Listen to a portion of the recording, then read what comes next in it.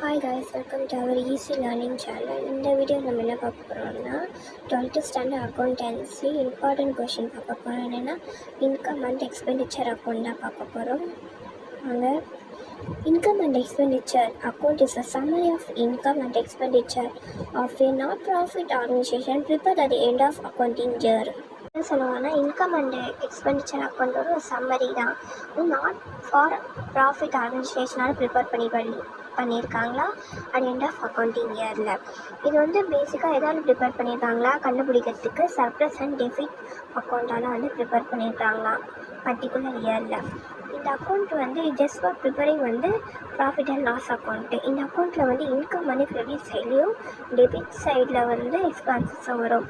Apart from the வந்து cash items நான் cash items அதெல்லாம் வந்து இன்கம் சைடில் வராது. Losses gain sale of fixed asset டிப்ரெஷன்லாம் வரும்னு சொல்லியிருக்காங்க. இட் ஹெல்ப்ஸ் டு enable அதில் நீங்கள் எழுத வேணால் the working of organization in the working of organization to know whether it's sufficient income to meet its expense.